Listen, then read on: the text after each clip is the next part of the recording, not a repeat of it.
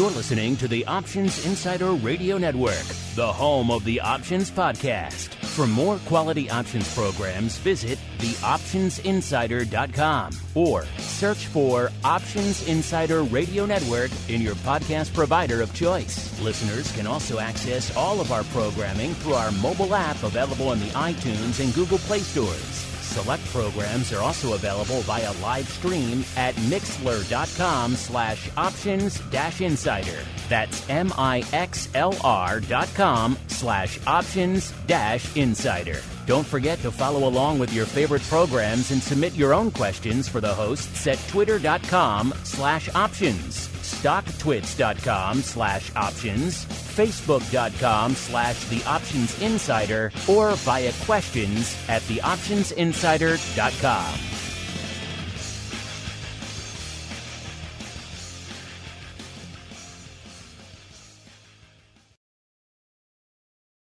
I'm excited about this as a fellow keynote speaker. I want to hear this gal, the commissioner of the Commodity Futures Trading Commission, the Honorable Summer Mersinger. Let's hear it for Summer!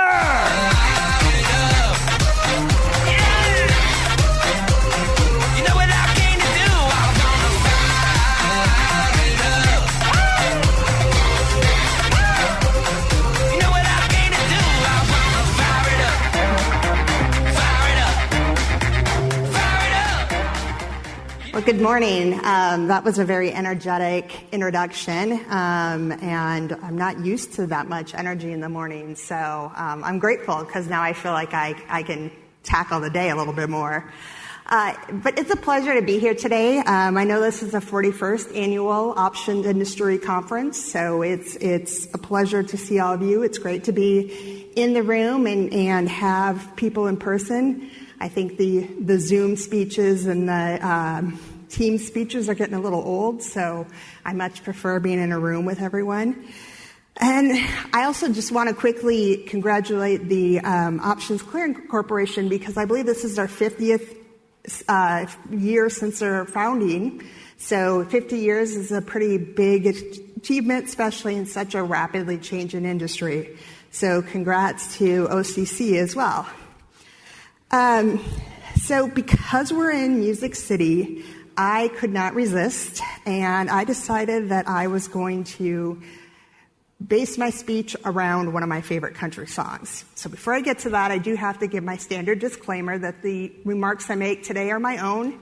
They do not necessarily reflect the entire commission or my fellow commissioners. So with that out of the way, I thought I would kind of base everything on Brad Paisley's song, Welcome to the Future. It might have been a while since any of you heard that song. I actually had to re-listen to it. I remembered the words, but I didn't really remember the sound. So I listened to it again, but the words are great because it talks about things that we can all relate to.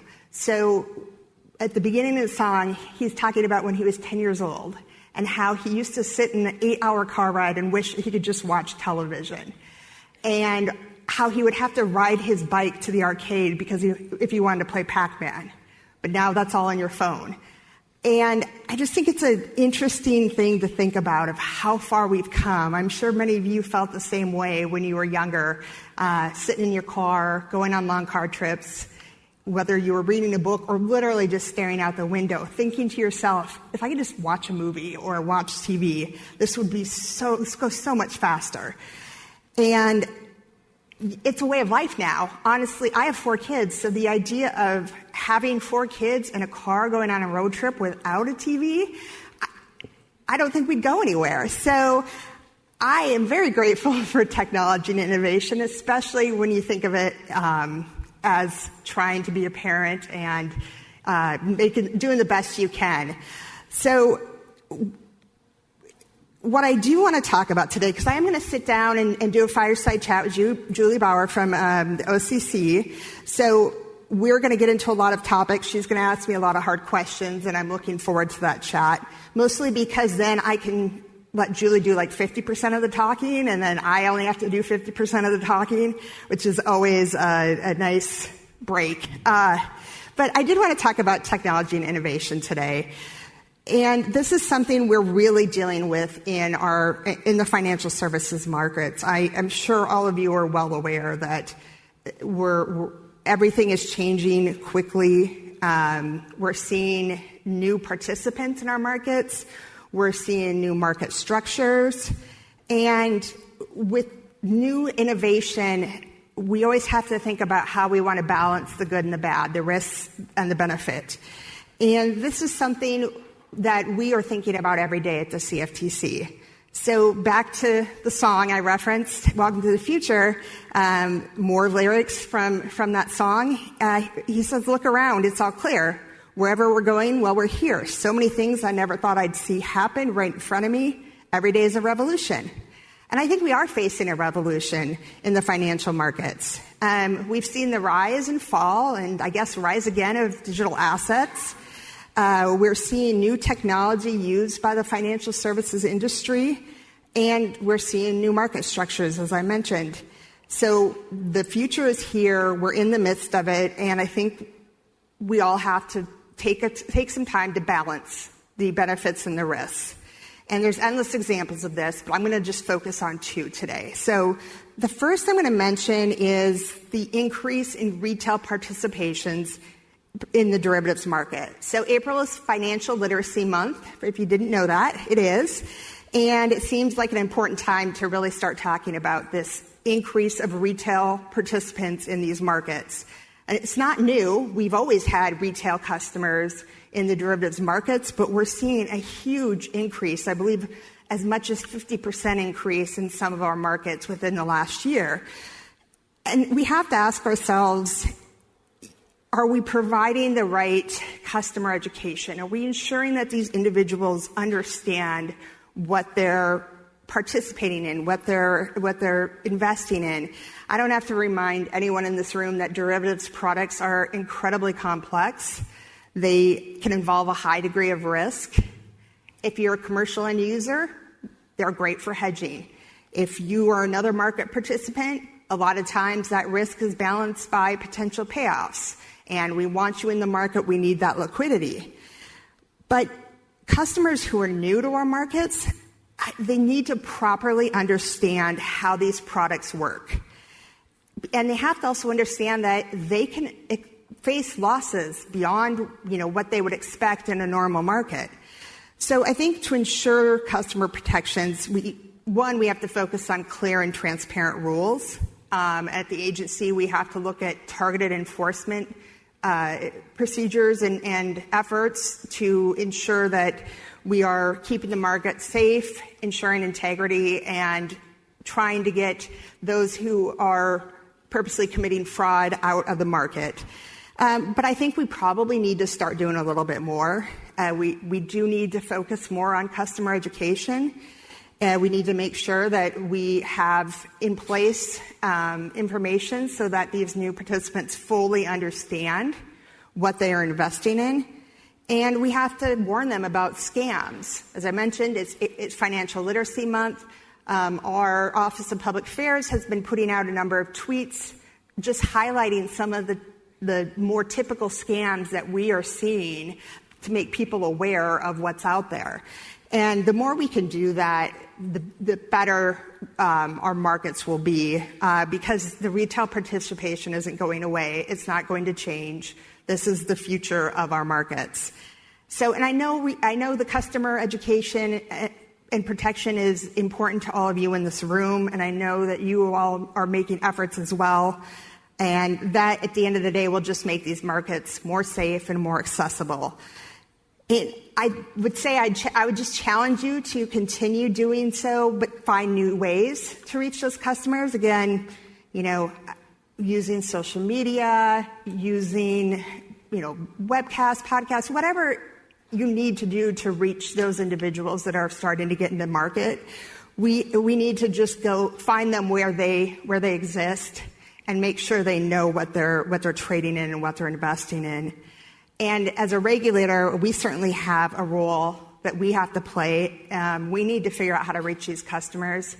And we also have to figure out how we can support our registrants and market registers, those who are registered in our markets, how we can support that customer education. And that's something that we will be looking into and trying to think about more at the CFTC.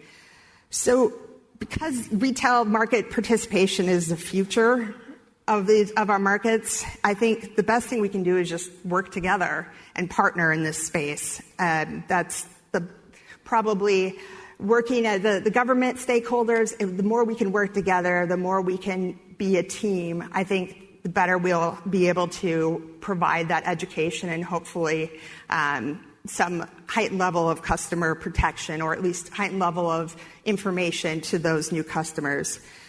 The other thing I wanted to talk about today is just kind of a new, it's something new we're seeing at the CFTC.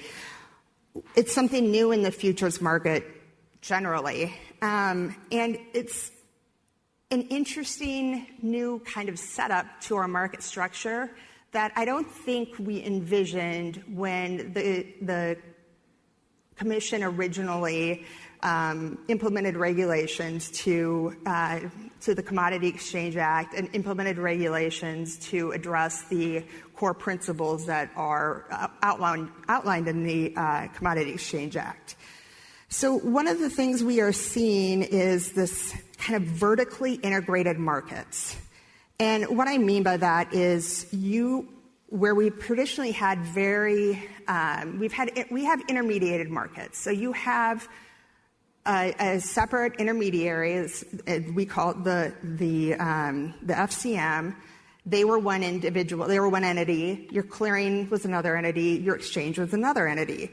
And the regulations were set up to build safeguards and protocols into that market structure to make sure that there was integrity in the markets and to really just keep the system as a whole safe and make sure that the products are traded and cleared as safely and as efficiently as possible. But we're seeing some of them are new entrants where they are coming in and suddenly you have multiple registrations or multiple players in our space with the same entity, the same parent company. So it might be individual companies, but it's overall the same players, which I'm not necessarily saying that's a bad thing. Maybe that is the future of our market structure. But what I am worried about is that our rules were not set up to manage that type of vertical integration in our markets.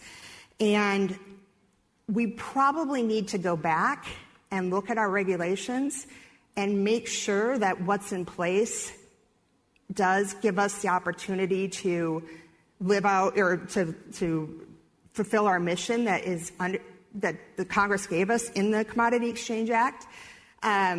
Because as we see new entrants, new market structure, the idea that we can just assume that our regulations will work without any concerns, it's a dangerous place to be in.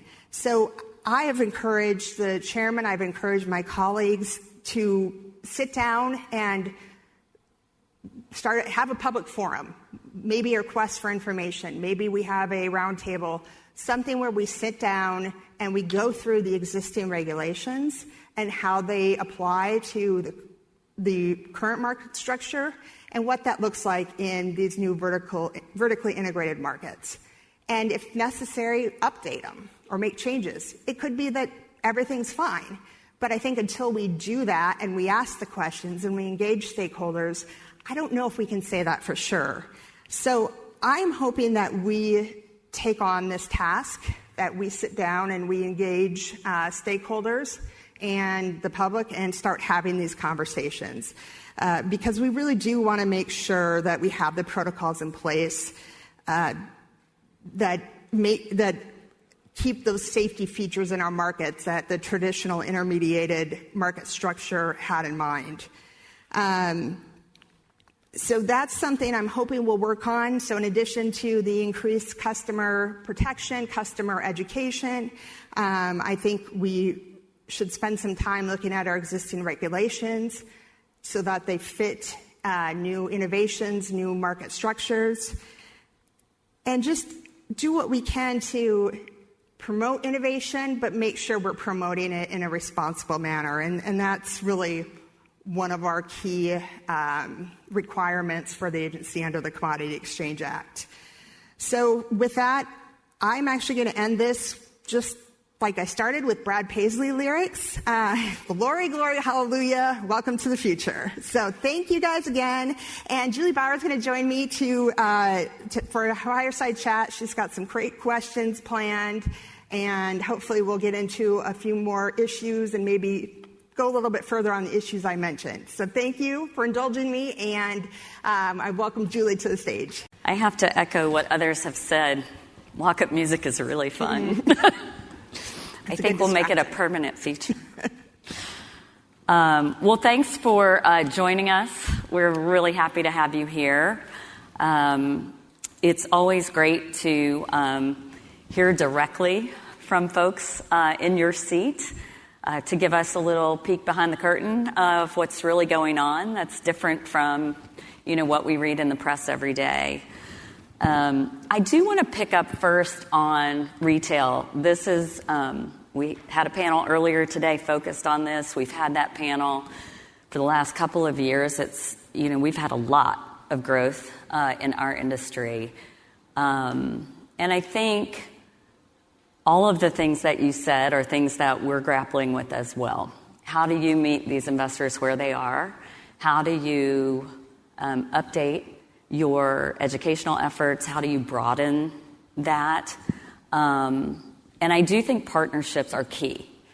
I think that what we've learned, at least, is that you can create the best content ever, but if you don't get it into the right place, that's a problem. So really, I think partnerships are great, and there is room to do more in terms of partnering with the agencies on that. I guess I'm curious, from the CFTC's perspective, what are the products in your area where you're seeing the most growth from retail? So not surprisingly, digital assets, we're seeing a lot of retail participation in our derivatives related to digital assets. But what I think is surprising is we're also seeing it in other markets where there's a lot of liquidity, so oil, some of the agriculture commodity derivatives contracts. So we are seeing it kind of across the board. Mm-hmm. And again, it's that idea that, making sure people really understand what they're investing in. When you think about the whether it's oil or ag commodities, those derivatives really are meant to be, risk hedging and price discovery mechanisms. Obviously, right. We want the liquidity in there. So the more participation, the better. Mm-hmm. But the traditional use is hedging, and people are getting in there to try to, make money. And so, which is fine, but they need to understand they can also lose a lot of money. And right. That can happen quite quickly. So I think that's kind of the struggle, is we're trying to reach these new investors that, it's not just crypto investors. Right. It's across the board. And so where do we find these people? How do we make sure they're getting the information they need to safely participate in the derivatives markets? Right. I think that the intermediary community on the securities side of the world has long been used to retail, particularly in the cash, right? Maybe not so much on the futures side, at least not back in the day when I was working in futures. So how are you seeing FCMs adapt to that?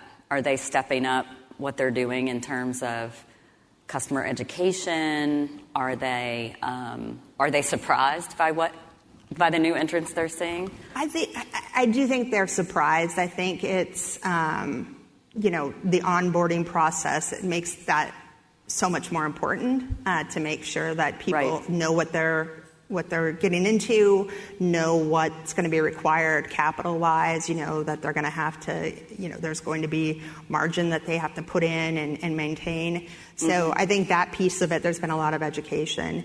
I think, and I mentioned, and I think we'll probably get back to this again, but this vertical integration, what's been interesting is you see platforms, a lot of times, again, digital asset platforms that are used to retail participants. They are actively engaged with retail participants, becoming FCMs and really onboarding those customers into the derivatives market space.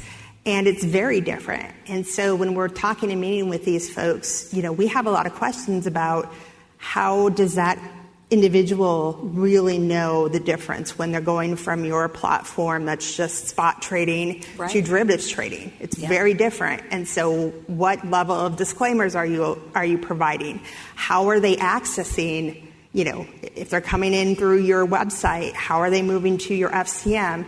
So there's just a lot of new things that we have to think about that we didn't before. Right.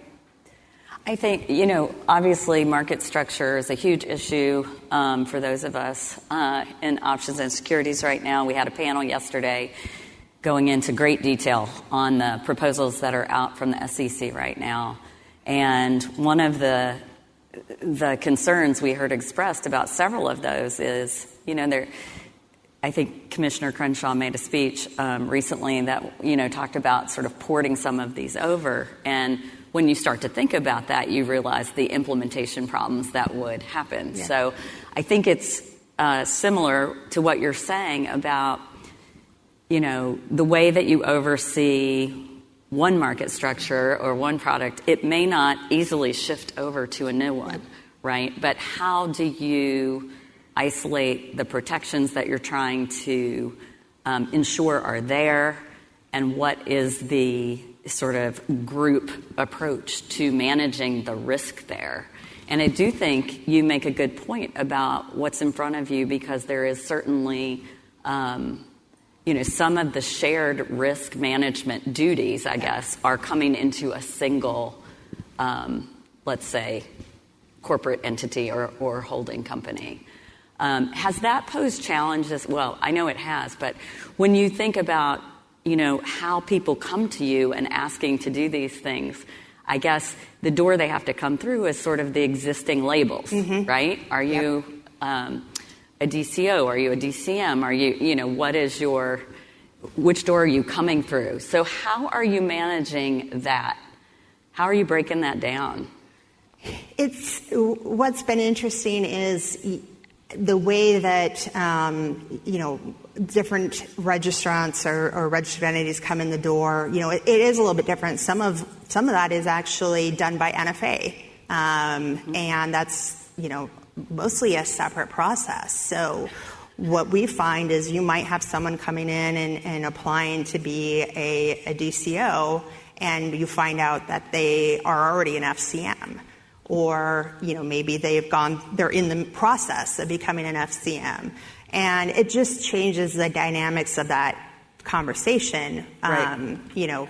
What does that mean for some of these regulations we have, where you're trying to make sure people are treated equally? You're trying to make sure the FCMs are treated equally when they're on the exchange and then in the clearinghouse. And so it just changes the nature of the conversations.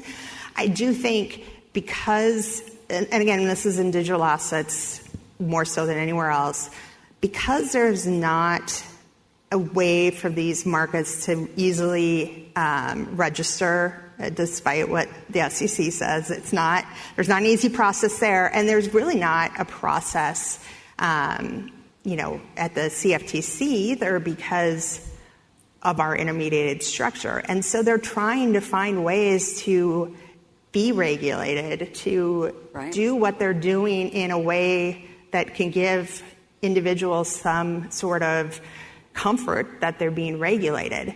And again, I'm not saying that's wrong or right, but I don't think our regulations fit that. So I think we just have to just stop and think. And I don't even want to say take a step back, but in the process of this, we have to really look at what our regulations are trying to accomplish and how they're worded and how we expect people to comply with them, and make sure that it fits in this new market structure.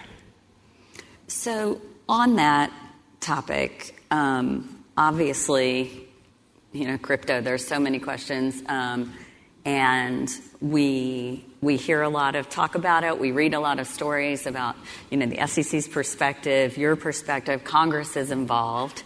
Obviously, the agencies report up to different committees in Congress.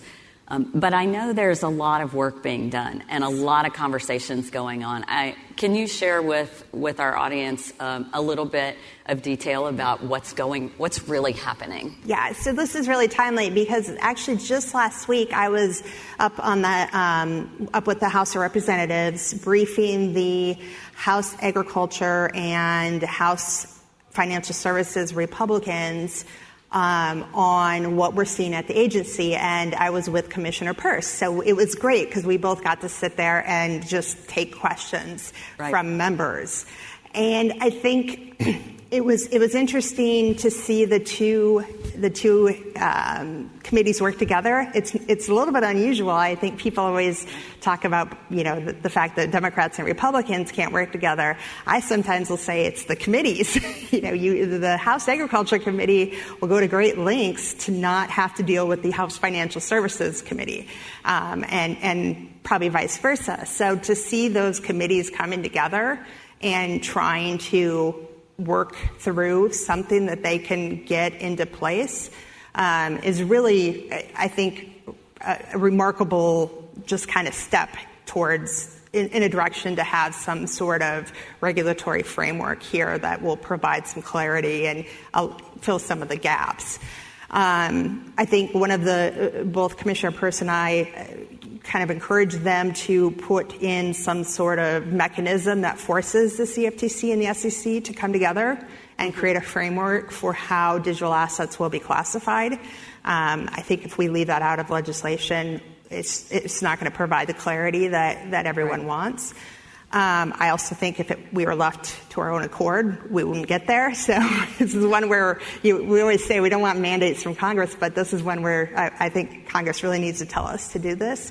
But it's just been interesting seeing how this is starting to overcome barriers that have existed with legislators for a long time. So I always say, in this space, it's really not a Republican or Democrat thing. And now it's not even like a committee jurisdiction question. Everyone recognizes that something needs to be done, and they want to find a path forward that everyone can agree to. So conversations have been occurring quite a bit. Honestly, I could probably say I spend 80% of my time just talking about digital assets, which is amazing because it is kind of a small part of our portfolio. Yeah. But I think it just goes to show that people recognize there's a regulatory gap. There's a lot of retail participants that are, endangered. And if we don't do something, all the regulation, all the structure is going to come from enforcement.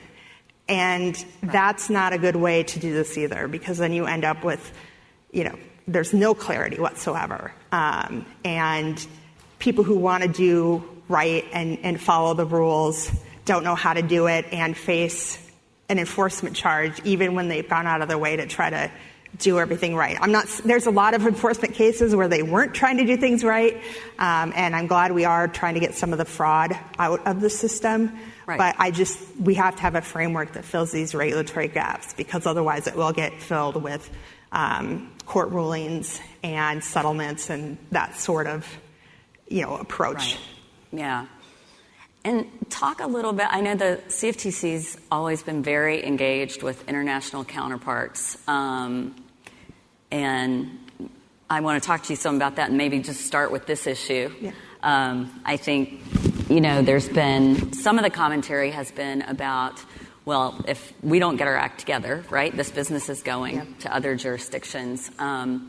What sorts of conversations are you having with regulators in other jurisdictions? What is the alignment there? Is it similar to what you've just described that's happening domestically? Yeah, and you're seeing it, with the EU and their recent policies, MiCA. Don't ask me what it stands for. We all call it MiCA.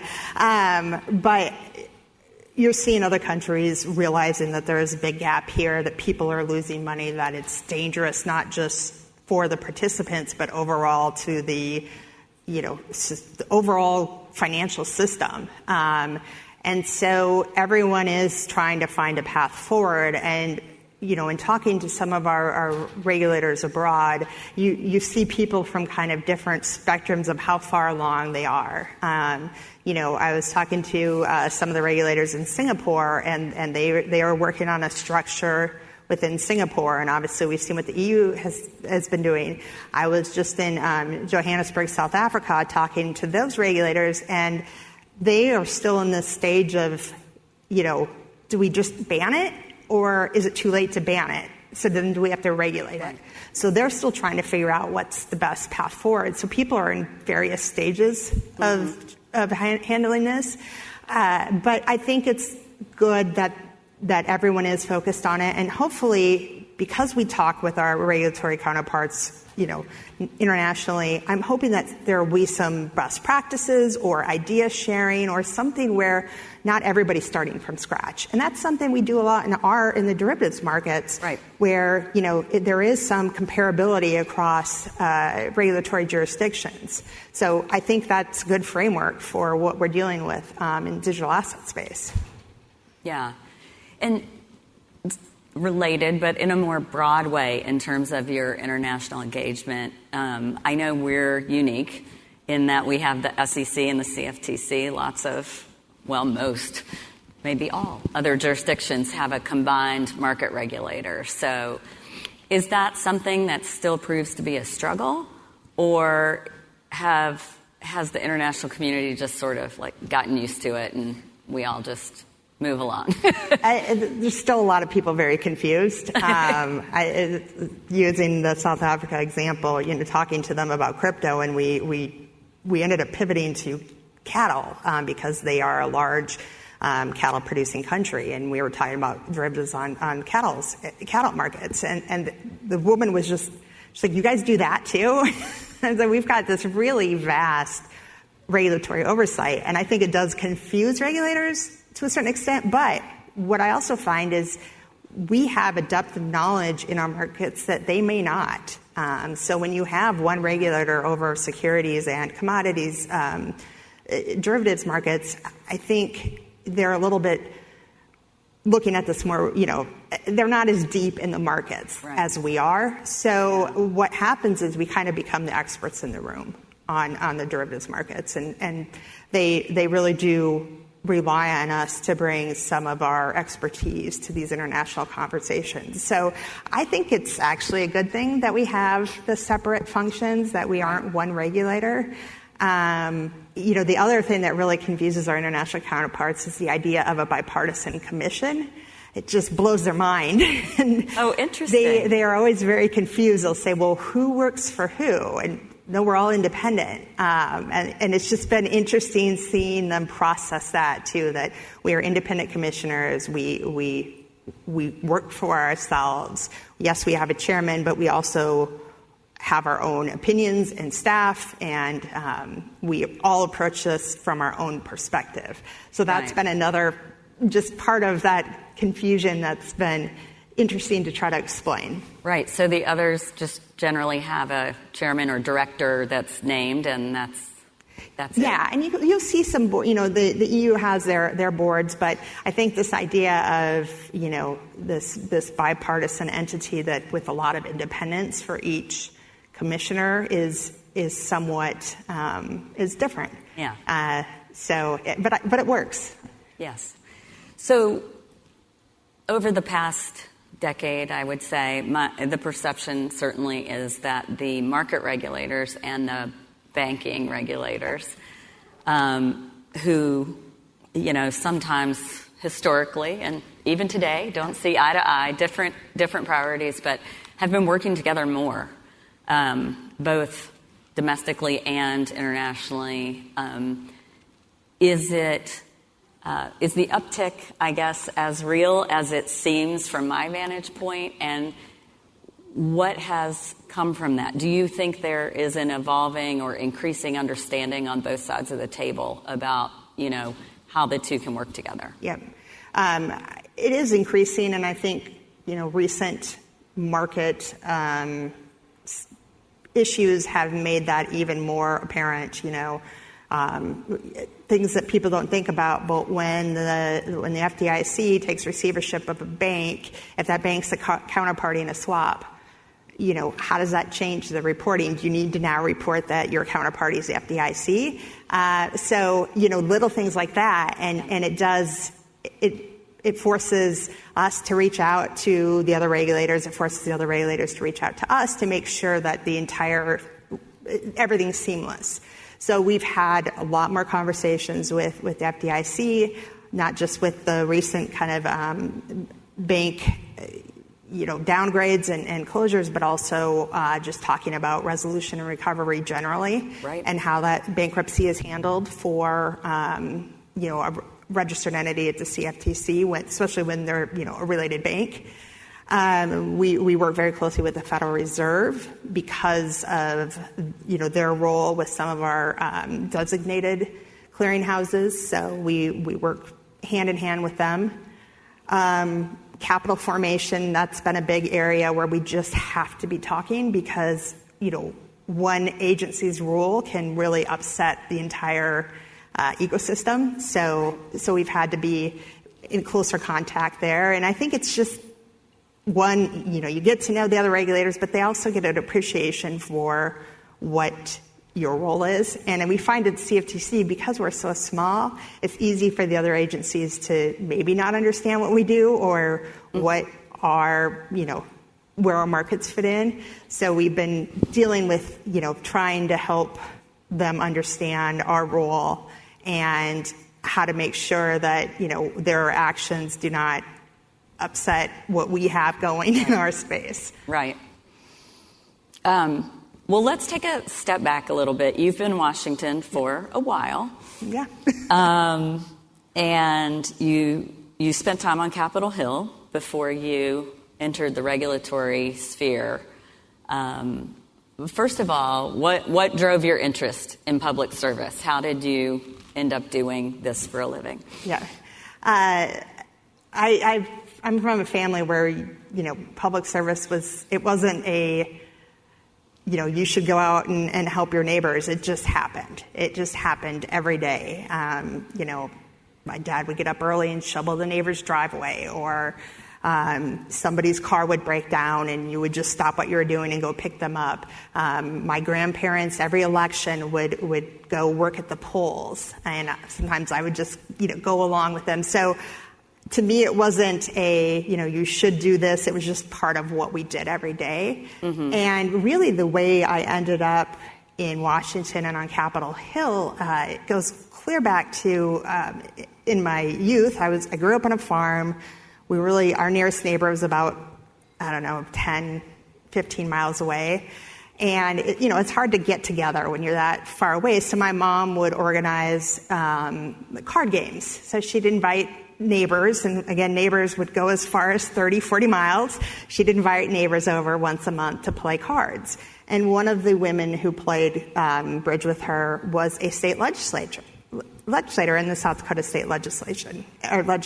And I thought that was so fascinating as a kid, because you just didn't see a lot of female legislators. And so I was always asking her a lot of questions about her role and how she ended up doing that and how she decided to run for office. And she'd said to me, when you get old enough, call me. If I'm still there, you can be my page. So, and years went by, and when I got to be a senior in high school, I called her. She was still serving. And I spent, a full month of my senior year paging in the state legislature. So that was really where the interest sparked. That's when I knew, right, I want to be working in government. I want to be in public service. And then it just continued in college. I was an intern on Capitol Hill for 3 months during my senior year of college. And at that point, I just knew that, I had to be, this was the path for me. So it started at a young age, but I'm constantly reminded that I'm in DC. The reason I'm here is because I want to be in public service. I want to work for the government. I want to do what I can to hopefully improve policies that impact the rest of the country. That's fascinating. I didn't know about the state legislator.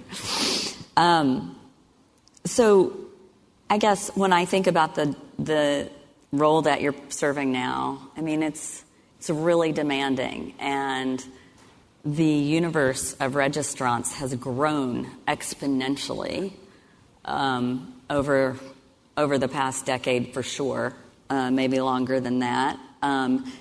How do you manage that? How do you keep the agency sort of staffed and energized to keep up with that pace? Yeah, and we have an amazing staff at the CFTC, and they are truly experts in their space. But some of them are also getting closer to retirement, and so we have had a lot of discussions about, who's on the back bench, who are we training to take over for these industry experts that have been working at the agency for years. And that's something that, I think Chairman Benham has recognized is a potential problem. And so he has spent a lot of time on how are we going to better recruit at the agency? How are we going to recruit in a way that we're bringing in more diverse candidates? How are we going to get in the next generation of experts to make sure that we don't have kind of a loss of all this knowledge when folks retire? So he's put in place a number of he brought in a head of chief diversity officer who is spending a lot of her time on recruiting talent and ensuring once we get them in the door that we can retain that talent. Right. And I've been very supportive of that. And then I've also just my own initiative when I'm out traveling. A lot of times I'll reach out to an area university and find out if they have a class on derivatives markets or, just commodity markets, and then reach out to the professor and offer to come in and say hello. And then talk a little bit about the agency, talk about internship possibilities, and just trying to reach the next generation, because I don't think our agency really did that before. I don't think we thought about that, and we're in a place now where we really do have to be ready for, replacing those who have been the experts for so long, who may someday want to retire, rightfully right. so. And to your earlier point, with all the innovation and the technological leaps, it's great to have new influx of people for whom a lot of the technologies are more native to them, to their experiences. Yeah. I think. I have a couple more questions, but I am going to see if we have audience questions when we have about 5 minutes left. So if you think about it, if you have some, we'll get back to you.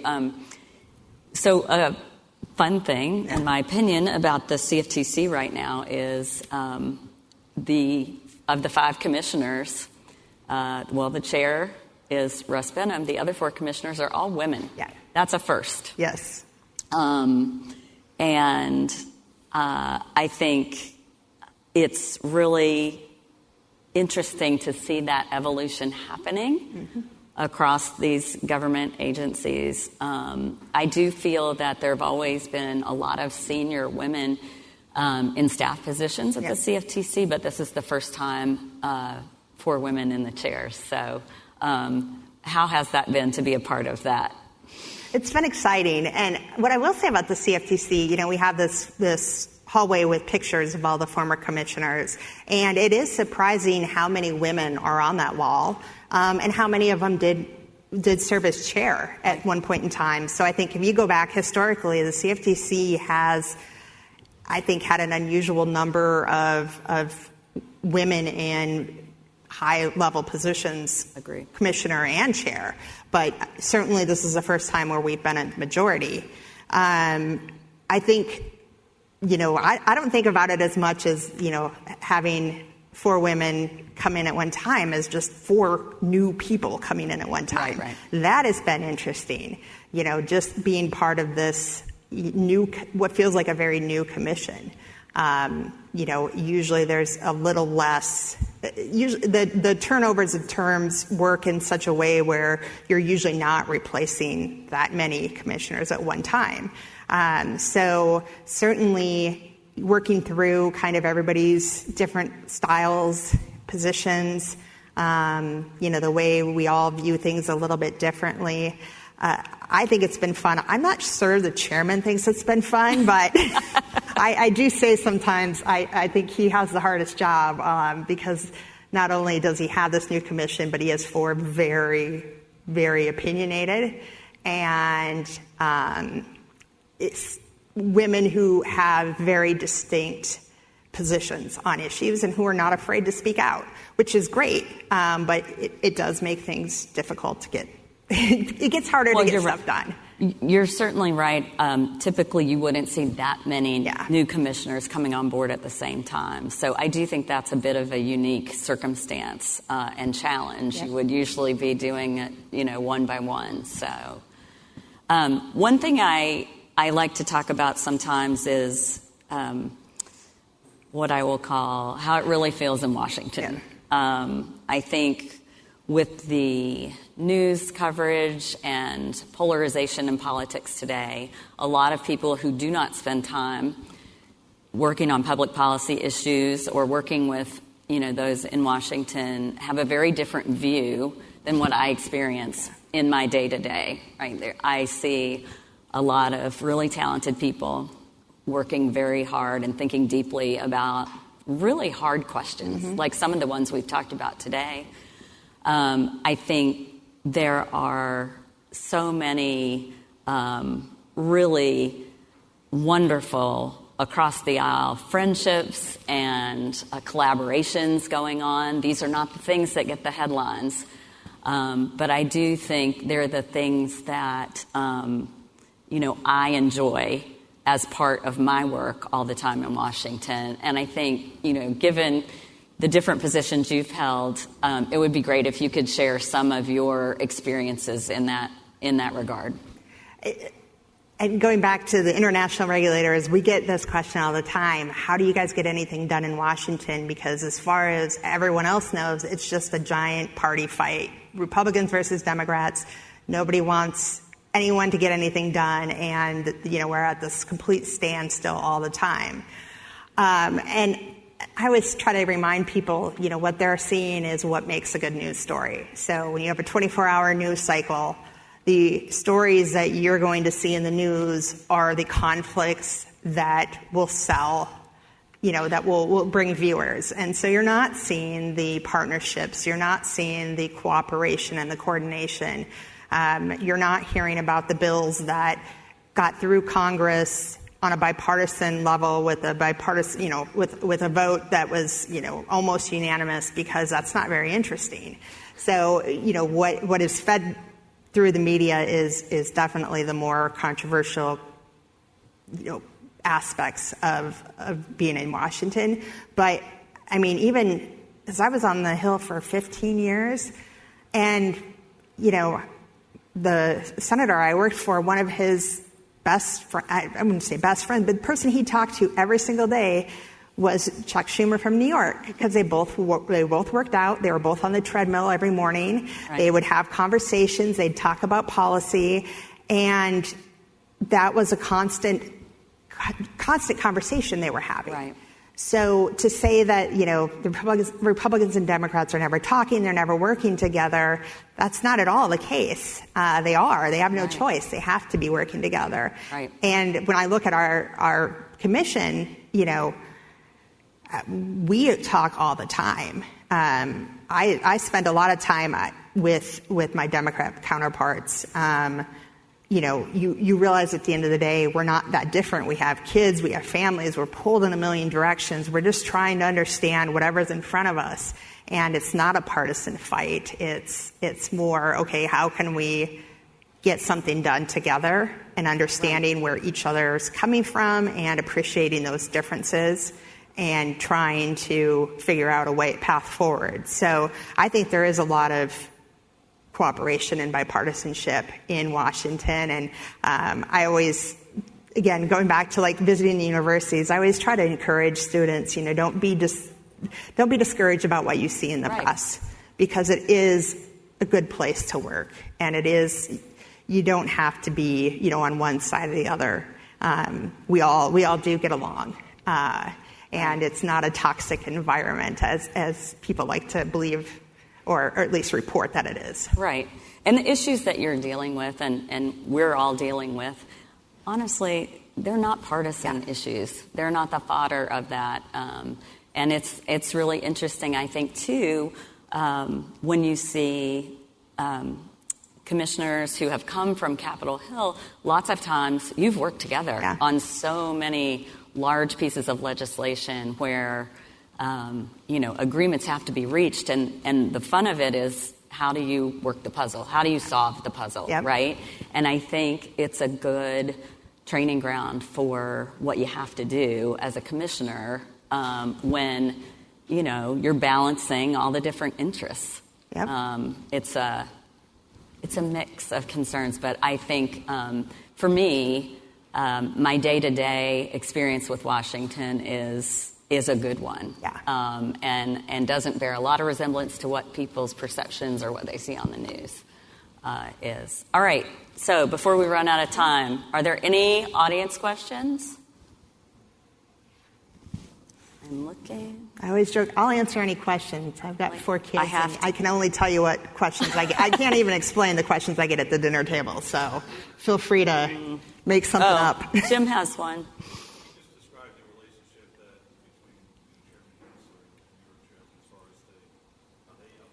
They're coming with a mic, Jim, so maybe just wait so other people can hear. I can repeat it, too. Are they on the treadmill in the morning? No.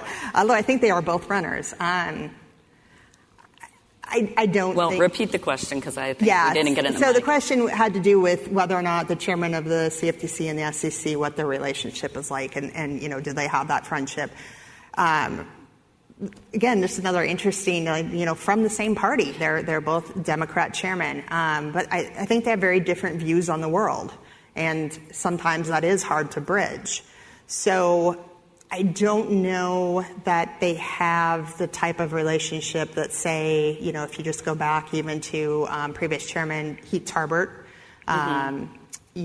he was very close with Jay Clayton. They talked all the time. I don't think it's that same relationship. But, I don't think either one of them has said, I'm not going to work with that person.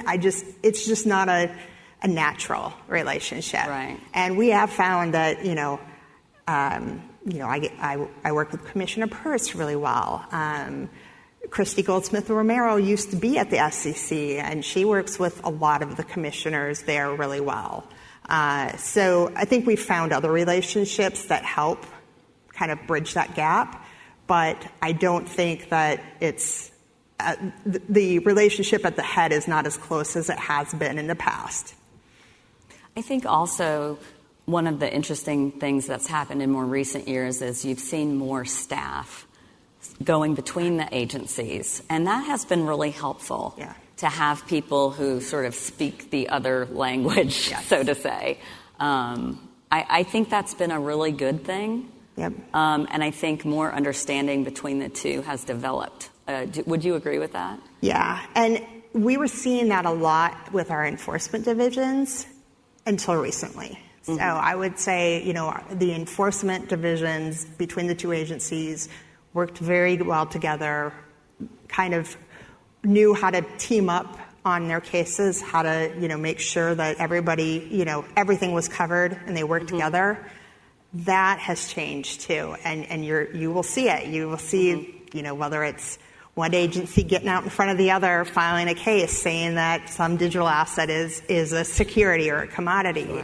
Or we even had a recent case where, the SEC filed an amicus brief saying that to support somebody who's trying to throw out a case where they claim that we don't have jurisdiction. So this is new. This is a new era, and it's unfortunate. And hopefully we find a way to get past this, because I don't think it's serving anyone to have this kind of conflict. Are there any more questions in the audience? I have one more, but I want to give a chance. Right here. My question goes back to the beginning when you said you saw a lot of growth in digital assets. My question is, right now everything's done through enforcement, but then is there ever a concern that if you create a construct around it, that you end up legitimizing all of it?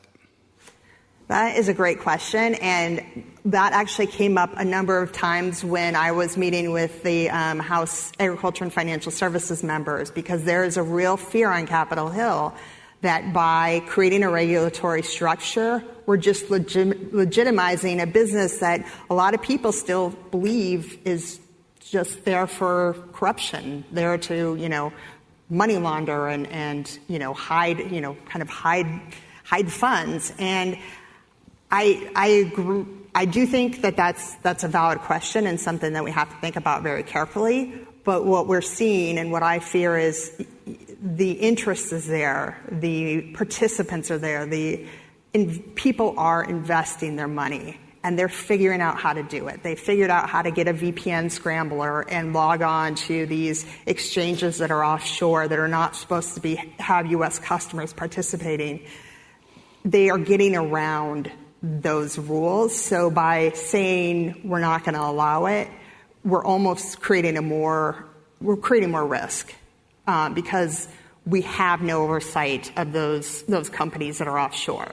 And we can't do anything until the fraud has happened and we bring an enforcement case. And by then the money's long gone.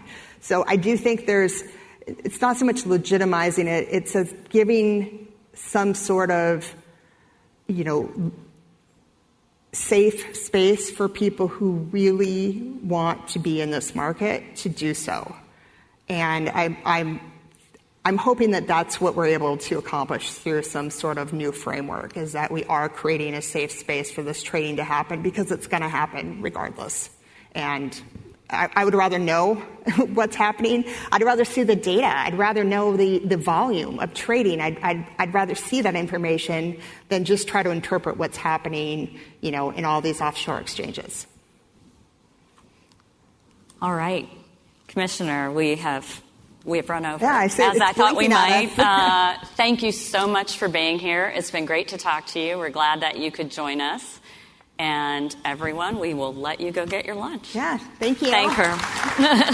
You're listening to the Options Insider Radio Network, the home of the Options Podcast. For more quality options programs, visit theoptionsinsider.com or search for Options Insider Radio Network in your podcast provider of choice. Listeners can also access all of our programming through our mobile app available in the iTunes and Google Play stores. Select programs are also available via live stream at mixlr.com/options-insider. That's mixlr.com/options-insider. Don't forget to follow along with your favorite programs and submit your own questions for the hosts at twitter.com/options, stocktwits.com/options, facebook.com/theoptionsinsider, or via questions@theoptionsinsider.com.